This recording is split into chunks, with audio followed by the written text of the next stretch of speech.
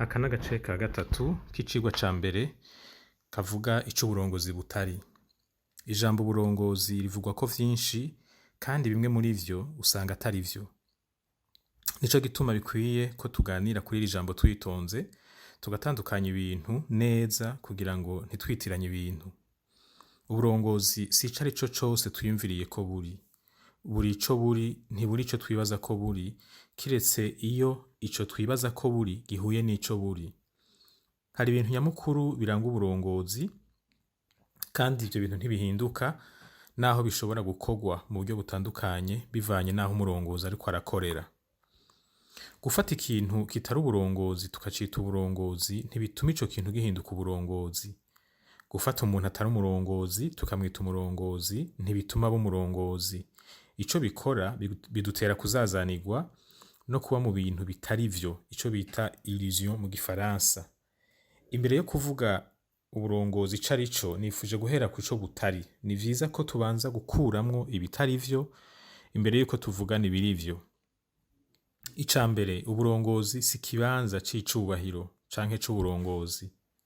Ikibanza c'uburongozi ni igikoresho c'uburongozi, sico kigize uburongozi. Kuba mu kibanza c'uburongozi ntibitugira abarongozi. Uburongozi ntibuvana n'ikibanza umuntu arimwo. Umurongozi w'ukuri ashika mu kibanza c'uburongozi kuko ari umurongozi. Ntagiga umurongozi nuko ashitse mu kibanza c'uburongozi. Mu vy'ukuri, ikibanza c'uburongozi kirakenewe cane, ntituriko turagisuzugura. Hari ivyo umuntu adashobora gukora iyo atari mu kibanza kanaka. Nico gituma abafise uburongozi muri bo bakwiye guharanira gushika mu bibanza vy'uburongozi, ariko ntibace bavyumiramwo nk'uko womenga batabirimwo boca bapfa. Ica kabiri, uburongozi si ubumenyi bukomoka mu vy'umuntu yize. Ubumenyi mvashure ni ikintu ciza, ni igikoresho c'uburongozi, ariko buratandukanye n'uburongozi. Kuba warize amashure menshi ntibisigura ko utegerezwa guca uba umurongozi. Uburongozi burakenera ubumenyi nivyo, kuko ubumenyi ni kirumara mu buzima bwa misi yose, ariko ubumenyi n'uburongozi si vyitiranwa. Nico gituma umuntu yize amashure menshi ashobora kuba umukozi w'umuntu yize make canke atanayize. Ni vyiza ko umurongozi agira ubumenyi bwinshi, kuko biheza bikamufasha gufata ingingo nziza zigirira ikimazi abarongoye. Ariko si vyiza kwibaza ko umuntu wese yize amashure akagira ubumenyi kanaka ategerezwa kuba umurongozi w'abandi.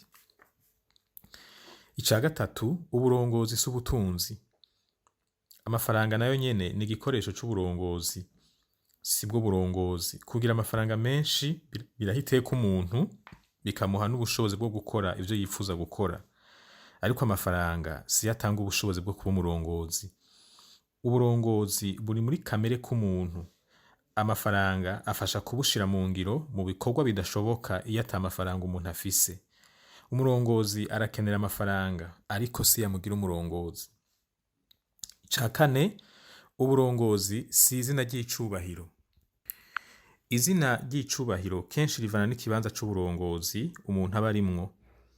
Rirafasha nyene kurihabwa kugira ububasha bwo gufata ingingo ku barongoye, kuko rituma bamwubaha, gutyo ijambo ryiwe rigahabwa agaciro kurusha. Ariko kwitwa nyakubahwa ntibigira umuntu umurongozi. Ikigira umuntu umurongozi kiri muri we, ntikiri mu mazina y'icubahiro bamuha.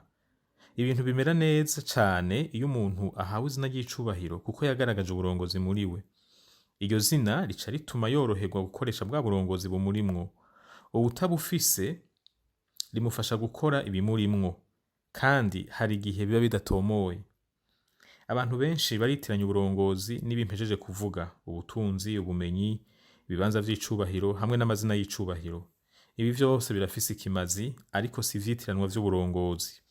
Umuntu arashobora kuba umurongozi w'abandi adafise ubumenyi buhanitse, adafise amafaranga menshi, atari mu kibanza c'uburongozi, kandi adafise n'izina ry'icubahiro. Ariko rero, gufita umutima n'ubushobozi bwo kuba umurongozi mwiza ntibihagije. Ni vyiza cane ko ababifise barondera kuba mu bibanza vy'uburongozi. Ni vyiza kandi ko bagira ubumenyi bwinshi, bakaronka n'amafaranga yo gukora ivyo bifuza gukora, kandi bakaronka n'amazina y'icubahiro kugira ngo bibahe inguvu zo gukora neza. Kuronka ibi bintu biha inguvu uburongozi bwabo. Kutabironka bishobora gutuma ubutore bwabo mu buryo bw'uburongozi bugira ikimazi gito. Ariko ibi ntibisigura ko abantu bose bategerezwa kuba mu bibanza vy'uburongozi kugira ngo bagire ikimazi. Ica mbere dukwiye kumenya ni uko uburongozi buhera mu rugo, bukaja mu bagenzi, mu kibano, imbere y'uko butandukira ibibanza tumenyereye kwita ivy'uburongozi, kuvuga mu mashirahamwe, mu mashengero, mu migwi itandukanye, mu migambwe, muri leta, mu nzego zitandukanye z'igihugu n'ahandi. Abavyeyi n'abarongozi b'imiryango yabo. Umwana mukuru mu muryango arashobora kubera abo bavukana umurongozi. Ariko ni vyiza ko abafise umutima w'uburongozi baba mu bibanza vy'uburongozi kugira ngo bashobore gufata ingingo zigirira ikimazi abantu benshi. Iyo batabikoze, bishobora gutuma abafise izindi ntumbero aribo baja muri ivyo bibanza. Gusa ibi ntibisigura ko twese dutegerezwa kuba muri bene ivyo bibanza kugira ngo tugirire ikimazi abandi. N'abazobijamwo bazoja mu bibanza bitandukanye kuko ntidufise ubushobozi bumwe, ntidufise ibitubiramwo bimwe.